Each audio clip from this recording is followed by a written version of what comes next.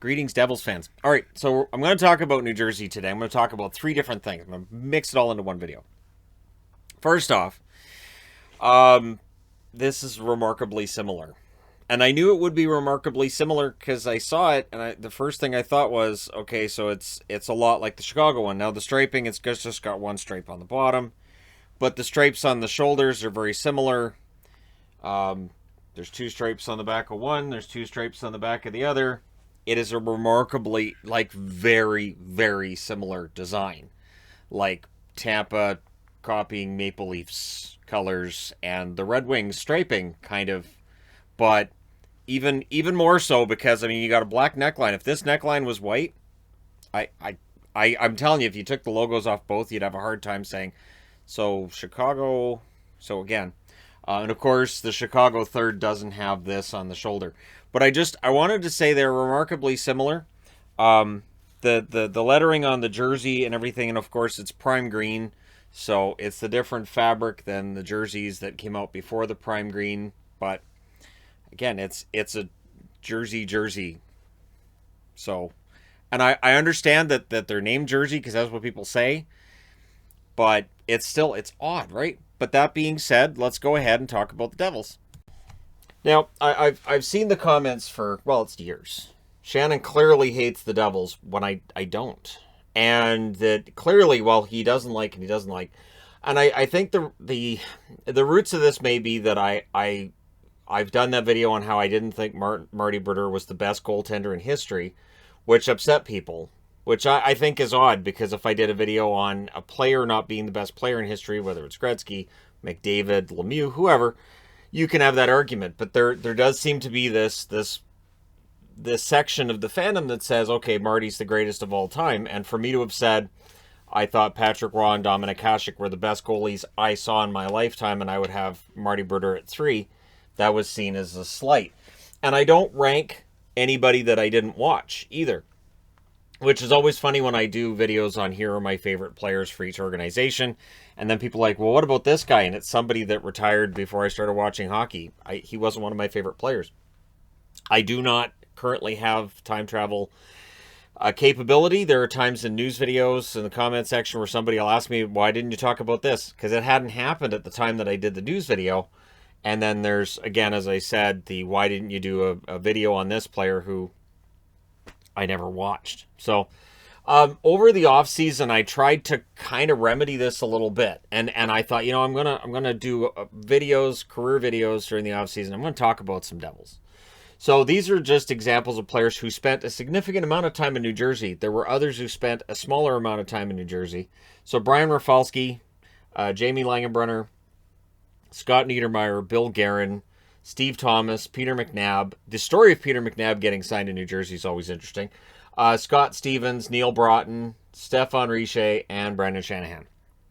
Now, those are just from 2021. I didn't go any further back than 2021. I just looked at the ones I've done this year.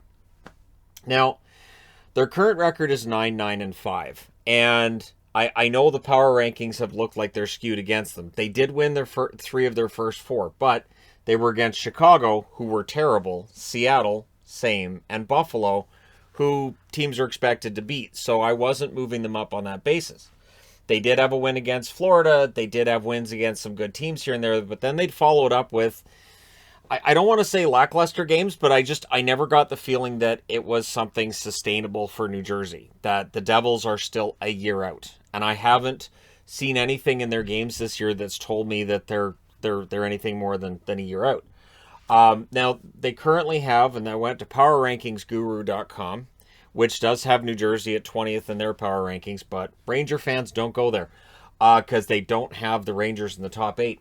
So there's 5% odds of New Jersey making the playoffs according to powerrankingsguru.com. And again, it's still relatively early in the season and teams can get hot and those odds can change.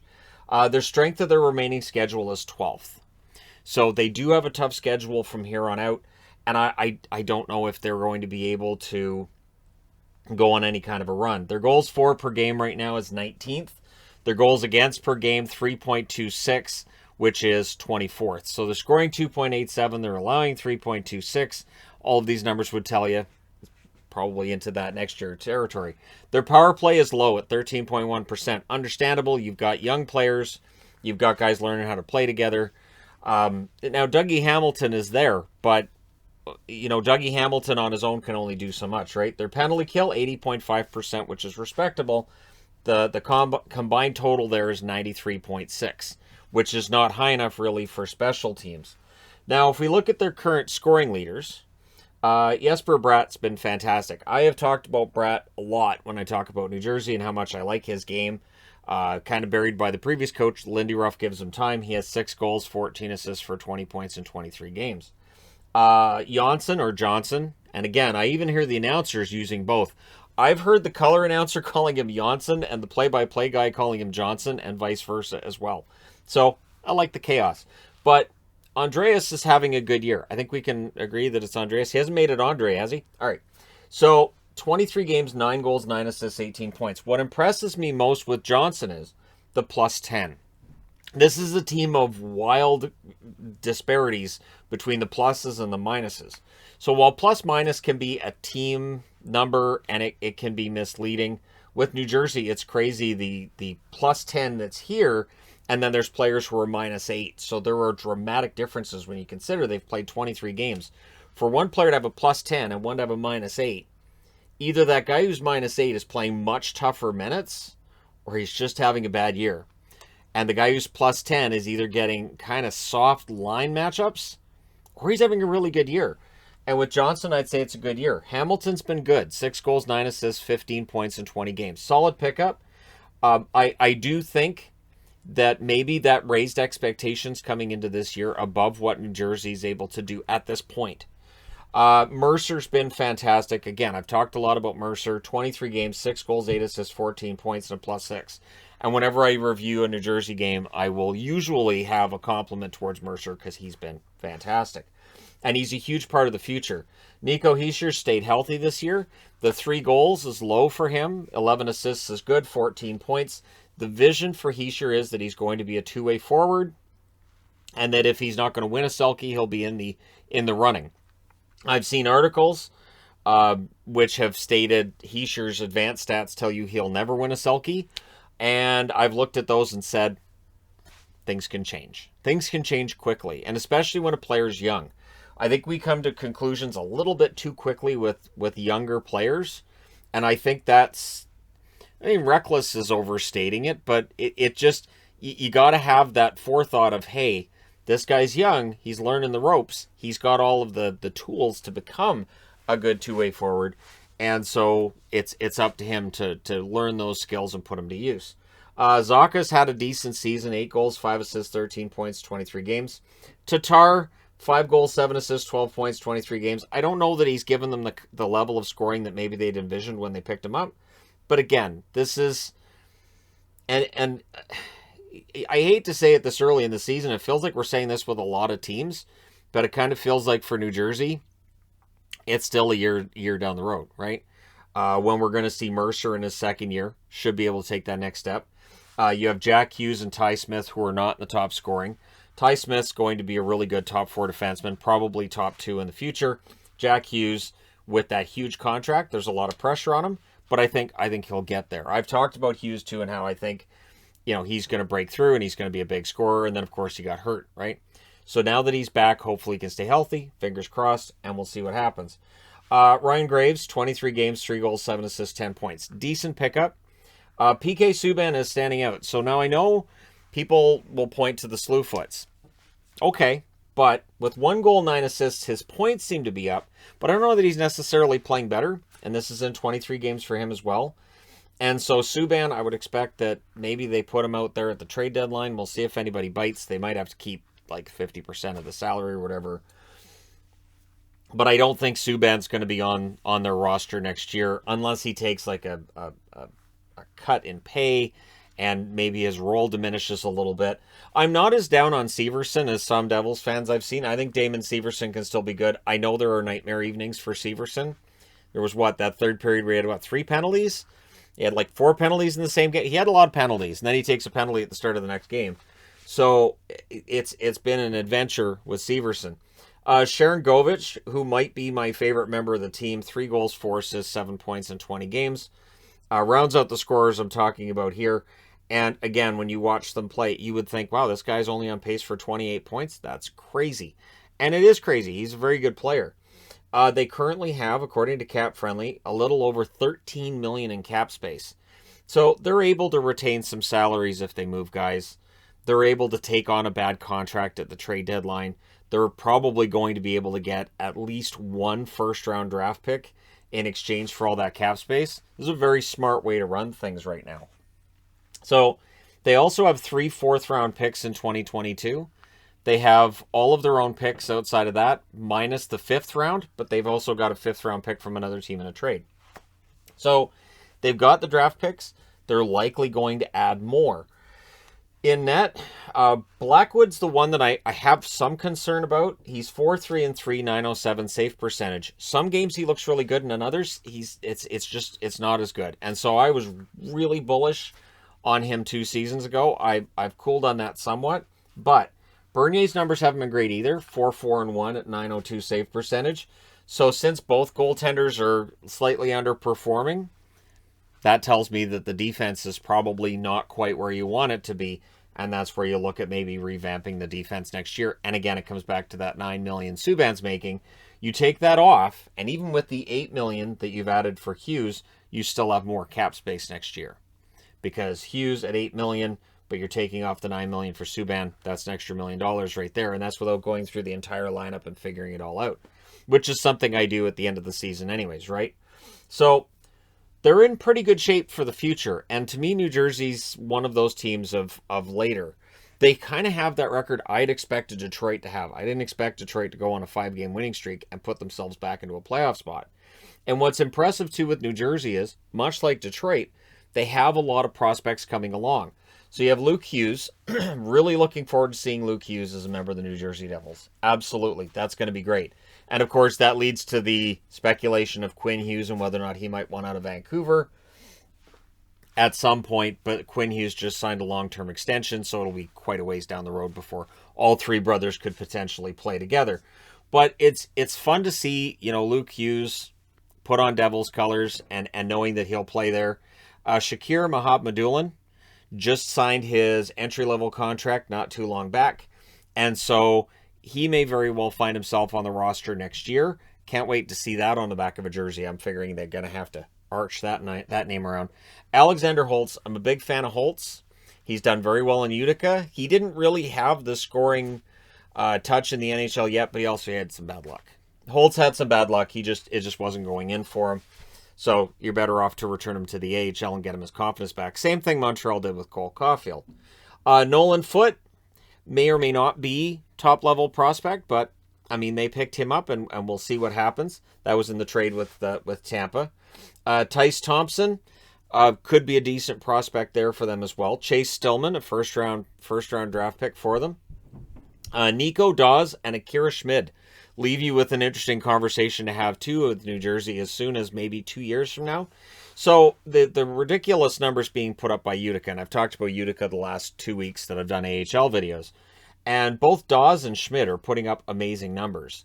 And so what happens is that Blackwood is the goaltender now, and he's signed a contract, and he's beloved, but there could be a conversation to be had about, so if Nico Dawes continues to play like this, and if he can put up good numbers at the NHL level, so let's say Bernier's here for 1 year and he's out, Dawes comes in as the backup, or Schmid comes into the backup, do you maybe find yourself in a situation, if you're New Jersey, where you've got 3 good young goaltenders, and then you decide one of these guys we might be able to move for a more veteran piece when we're ready for it?